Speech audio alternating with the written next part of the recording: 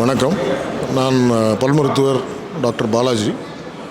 என்னுடைய கிளினிக் வந்து west மாம்பலத்தில் 2 clinic இருக்குது. ஒன்று வந்து லேக் வியூ ரோட்டில், இன்னொன்று வந்து ஸ்டேஷன் ரோட்டில் இருக்குது.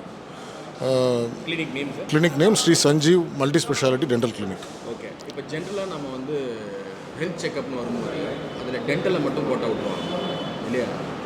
பல்லினுடைய முக்கியத்துவம் என்ன? இப்போ டயபெட்டிஸ் வந்தவங்களுக்கு பெரும்பாலும் பல்லில் பிரச்சனை வருது இல்லையா? அதை பற்றி கொஞ்சம் டீட்டெயிலாக சொல்லுங்கள். நிறைய பேர் வந்து உடம்பு சம்பந்தமான நோய்களோ நீரிழிவு நோய் டயபெட்டிஸ் வரும்பொழுது பல்லுனால என்ன ஆக போகுதுன்னு சொல்லிட்டு விட்டுடுவாங்க. பட் ஆனால் பல்லுக்கும் உடம்புக்கும் நிறைய சம்மந்தம் உண்டு. வாயில் உள்ள நோய்க்கும் பல்லுக்கும் நிறைய சம்மந்தம் உண்டு.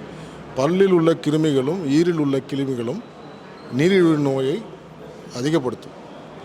சர்க்கரை அளவு அதிகமாகும். நிறைய பேருக்கு நாங்கள் பார்த்துருக்கோம். பல்லுனால சுகர் டெஃபினட்டாக அதிகமாகும். அதான் பல்லுனாலனா பல் மற்றும் ஈர் சம்பந்தமான நோய்களால், ஈரில் உள்ள நோய்களாலும் ஒழுங்காக பராமரிப்பு இல்லாததாலும் நீரிழிவு நோய் அதிகமாகிறதுக்கு நிறைய வாய்ப்பு உள்ளது. அதுக்கு நிறைய ஸ்டடீஸ் பண்ணியிருக்காங்க, அது ப்ரூவும் பண்ணியிருக்காங்க. மெயினாக நான் சொல்கிறத பார்த்தா, என்னோடய பேஷண்ட்ஸ்க்கு எல்லாருக்கும் அட்வைஸ் பண்ணுறது என்னன்னு பார்த்தா, 2 முறை கண்டிப்பாக பல் துலக்க வேண்டும். 2 முறை கண்டிப்பாக பல் துலக்கிய பின் சர்க்கரை உள்ள பொருட்கள் மற்றும் refined sugar, chocolates, refined sugar, sweets, இது எல்லாமே முடிஞ்ச வரையும் அவாய்ட் பண்ணுறது நல்லது. இன்னொரு விஷயம் நான் சொல்கிறது என்னென்னா, சாப்பிட்டா கூட, சப்போஸ் ஸ்வீட் சாப்பிட்டா கூட உடனே தண்ணீர் எடுத்து வாயை கொப்பளிச்சிட வேண்டும். ஸ்வீட் சாப்பிட்றதுனால பிரச்சனை கிடையாது, நீரிழிவு நோய் இன்க்ரீஸ் ஆகும். பட் பல்லிற்கும் நிறைய பேர் பேரண்ட்ஸே கேட்பாங்க, குழந்தைங்கள் வந்து சாக்லேட் சாப்பிட்லாமா சார் அப்படின்னு சொல்லிட்டு. சாக்லேட்ஸும் ஸ்வீட் சாப்பிட்ற தப்பே கிடையாது, தாராளமாக சாப்பிட்லாம். பட் முடிந்தவுடன் பல்லை துலக்க வேண்டும். பேஷண்ட்ஸையும் குழந்தைங்களையும் பெரியவங்களையும் பல்லை துலக்க வைக்க வேண்டும். ப்ரஷ் பண்ணிட்ட பிறகு பிரச்சனையே இருக்காது. ஓகே, பெரும்பாலும் பற்களில் வரக்கூடிய பிரச்சனையை வந்து நம்ம பெருசாக கண்டுக்கிறதே இல்லை. நீங்கள் சொன்ன மாதிரி அப்படியே விட்டுறது, ஒரு அளவுக்கு மேலே அது வந்து அதிகரித்ததுக்கப்புறம் தான் நம்ம டாக்டர் போய் பார்க்குறோம். ப்ரிகாஷன் மெத்தடாக என்னெல்லாம் செய்யணும் சார்? டீத்தை பொறுத்த வரைக்கும் நம்ம நல்லபடியாக பாதுகாக்க வேண்டும். நேச்சுரல் டீத் மாதிரி எதுவும் வராது. பல்லை இழந்த பின் பல்லை கட்டுறதுன்றது தேவையில்லாத ஒன்று. இருக்கிற பல்லை காப்பாற்றிக்க வேண்டும். அதற்கு என்ன பண்ணணும்? மெயினாக வந்து பல்லை நல்லா பராமரிக்கணும். 6 மாதத்திற்கு ஒரு முறை பல் மருத்துவரை பார்த்து செக் செய்து கொள்ள வேண்டும். நல்லா இருந்தாலும் பார்த்துக்கிறது நல்லது. கன்சல்டேஷன் பார்க்குறது நல்லது தான். ஏன்னா சின்ன சின்ன பல் சொத்தையோ ஈரில் உள்ள பாதிப்போ பேஷண்ட்ஸுக்கு தெரியவே தெரியாது.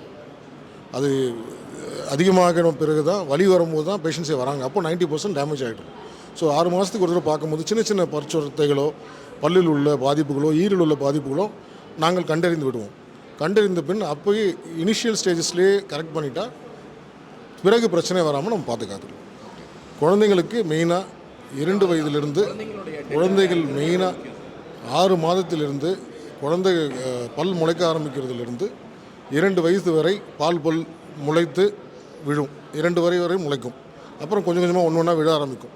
ஸோ அந்த 2 வயதிலிருந்து ஆக்சுவலாக பார்த்தா 6 மாதத்திலிருந்து குழந்தைங்களுக்கு பல்லை வந்து பராமரிக்க வேண்டும். எப்படி பராமரிக்க வேண்டும் என்றால், சத்தான உணவுப் பொருட்களை கொடுக்க வேண்டும். முடிந்தவரை பாட்டில் ஃபீடிங் கூடாது. பாட்டில் ஃபீடிங்கோ நார்மல் வந்து பாட்டில் ஃபீடிங்லாம் பண்ணும்போது என்ன ஆகுதுன்னா, பசங்க வாயிலேயே வந்து இந்த பால் மற்றும் சர்க்கரை தங்கிவிடும். அதனாலேயே அந்த 6 மாதத்தில் இருக்க குழந்தையிலிருந்து முளைத்த பல்லிலேயே சொத்தை வருவதற்கு நிறைய வாய்ப்பு இருக்குது. 2 வயதில் பார்த்தால் பாதி பல்லுக்கு மேலே சொத்தை வந்திருக்கு. நிறைய குழந்தைங்களை கூப்பிட்டு வராங்க. ஸோ முடிஞ்ச வரும் அவங்கள ப்ரஷ் பண்ணுறதுக்கு 1 வயசுலேருந்தே ஆரம்பிக்க வேண்டும். பேபி ப்ரஷ் வச்சு பல் துலக்க வேண்டும். 6 மாதத்திலிருந்து தாய் என்ன பண்ணணும், கை விரலில் வைத்து நல்லா ஈரை தேய்ச்சி விட வேண்டும். ஈர் மற்றும் பல்லை நன்றாக தேய்த்து விட வேண்டும். ஏன்னா ப்ரஷ் வந்து 1 வயதுலேருந்து தான் அட்வைஸ் பண்ணுவோம் நாங்கள்.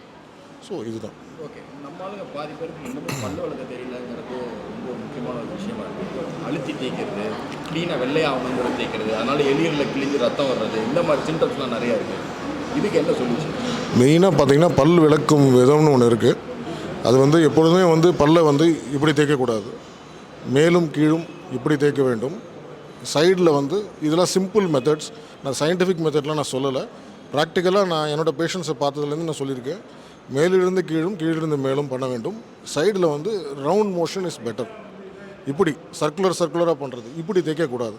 2 and 4 தேய்க்கும் பொழுது என்ன ஆகுதுன்னா, எனாமல் சீக்கிரம் தேய்ந்து விடும். அதனால் பல்லு கூச்சம் வரும், வலி வரும். முடிந்தவரை ரவுண்ட் மோஷன், பல்லு கடிக்கிற இடத்தில் இப்படி தேய்க்கலாம், பல்லு உள்ளிருந்து இப்படி தேய்க்க வேண்டும். ஸோ ஒரு 3-4 மெத்தட் இருக்குது. ஏன்னா அப் அண்ட் டவுன், சைடில் ரொட்டேட்டிங் மோஷன், பல்லு கடிக்கிற இடத்துல டூ அண்ட் ஃப்ரோ, உள்ளேருந்து மேலேருந்து இப்படி தேய்க்க வேண்டும்.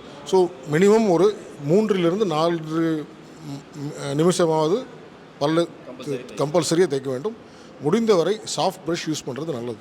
மென்மையான பிரிசில்ஸ் கொண்ட பல் துலக்கியை யூஸ் பண்ணுறது நல்லது. ஹார்ட் ப்ரஷ் நிறைய பேர் வந்து அழுக்கு போகுன்றதுக்காக they go for hard brush. Hard ப்ரஷ்ஷும் மீடியம் ப்ரஷ்ஷும் அவ்வளோவா எனாமலை டேமேஜ் பண்ணும். முடிந்தவரை சாஃப்ட் ப்ரஷ் யூஸ் பண்ணுறது நல்லது. சில பேருக்கு தொடர்ந்து இந்த பல் கூச்சம் இருந்துகிட்டே இருக்குது, அதனால் பேஸ்ட்டை மாற்றி மாற்றி பார்க்குறாங்க. முதல்ல என்ன மாதிரியான பேஸ்ட் வந்து பிராண்ட் பேர் வேணாம், என்ன மாதிரியான பேஸ்ட் வாங்கணும் அந்த பல் கூச்சம் போகிறதுக்கு என்ன?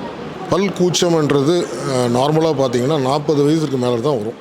ஏன்னா எனாமல்லாம் போன பிறகு பல் ஒருத்தருக்கு நல்லா கூச ஆரம்பிக்கும்.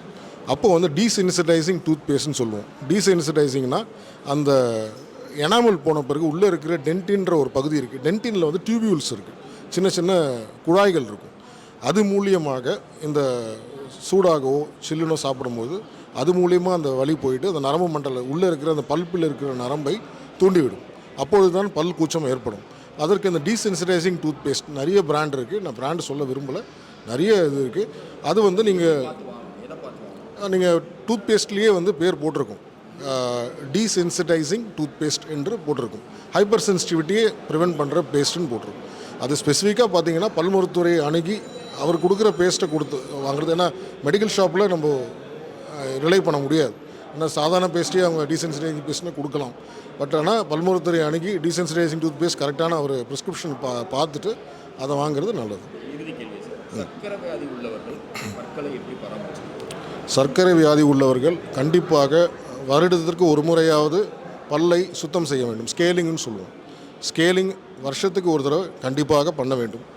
சர்க்கரை நோயின் அளவை கண்டிப்பாக எடுத்து வர வேண்டும். பல் மருத்துவம் வரும்போது சர்க்கரை நோய் அளவை எடுத்து வர வேண்டும். மெயினான ப்ராப்ளம்னு பார்த்தீங்கன்னா வாய் ஸ்மெல். சர்க்கரை நோயாளிகளுக்கு ஹாலிடோசிஸ்ன்னு சொல்லுவோம், வாய் துர்நாற்றம். வாய் துர்நாற்றம் எப்போது ஏற்படும் என்றால் ஈரில் உள்ள பாதிப்பு இருக்கும். சர்க்கரை நோயாளிகளுக்கு ஈறு பாதிப்பு ஏற்படும், பல் சீக்கிரம் ஆட ஆரம்பிக்கும். இதெல்லாம் பெரிடான்டைட்டிஸ்ன்னு சொல்லுவோம். பெரிடான்டைட்டிஸ் என்றால் பல்லை சுற்றியுள்ள திசுக்களில் ஏற்படும் இன்ஃப்ளமேஷன் மற்றும் பாதிப்பு. அது வராமல் பார்த்துக்கணுன்னா வருடத்திற்கு ஒரு முறை ஸ்கேலிங் சுத்தம் செய்ய வேண்டும். நன்றாக 2 முறை பல் துலக்க வேண்டும். வாயை சுத்தமாக வைத்துக்கொள்ள வேண்டும். நல்ல ஊட்டச்சத்து உள்ள உணவுப் பொருட்களை சாப்பிட வேண்டும். முடிந்தவரை சர்க்கரை பொருட்களை தவிர்க்க வேண்டும். சர்க்கரை சாப்பிட சாப்பிட ஈரில் உள்ள பாதிப்பும் அதிகமாகிட்டு செல்லும். அதனால் முடிந்தவரை சர்க்கரை நோய் அளவை கண்ட்ரோல் செய்து கொண்டு பல்லை பராமரிக்க வேண்டும். ஓகே, இப்போ நீங்கள் அந்த பேட் பிரீத் பற்றி சொன்னீங்க. சுகர் பேஷண்ட்ஸ் இல்லாதவங்களுக்கும் அந்த பேட் பிரீத் கண்டிப்பாக உண்டு. கண்டிப்பாக அவங்களுக்கு ப்ரிகாஷன் பார்த்தீங்கன்னா பல் மெயினாக ப்ரஷ் பண்ணுறது தான். 2 தடவை ப்ரஷ் பண்ணுறது, வாயை சுத்தமாக வச்சுக்கிறது. இந்த மவுத் வாஷில் எனக்கு உடன்பாடு இல்லை. ஏன்னா மவுத் வாஷ் வந்து டெம்பரரி ரிலீஃப் தான். அப்போது அந்த நேரத்தில் நீங்கள் வாயை கூப்பிடிச்சிட்டு பண்ணிங்கன்னா ஸ்மெல் போயிடும். பட் ஆனால் பேசிக்காக வந்து வாயில் உள்ள ஈரில் உள்ள பாதிப்பும் பல்லில் உள்ள பாதிப்பையும் சரி செய்ய வேண்டும். பல் நோயாளிகளுக்கு பல் சொத்தை அதிகமாக இருக்கும், ஈறு பாதிப்பும் அதிகமாக இருக்கும். ஸோ பல் சொத்தையை சரி செய்ய வேண்டும். ஈறு பாதிப்பை ஸ்கேலிங் செய்து ஈறு சுத்தம் செய்கிறதுனால் சரியாகிவிடும். ஸோ இது பண்ணணும்.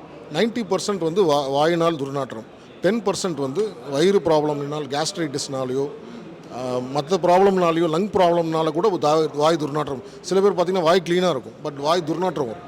அது வந்து வயிறில் உள்ள சம்பந்தமோ இல்லை நுரையீரலில் உள்ள சம்பந்தமாகவோ இருக்கலாம். அது அந்த மாதிரி நேரத்தில் ஜென்ரல் டாக்டரை பார்த்து அதுக்கு ஏற்ற ட்ரீட்மெண்ட்டை எடுத்துக்கணும்.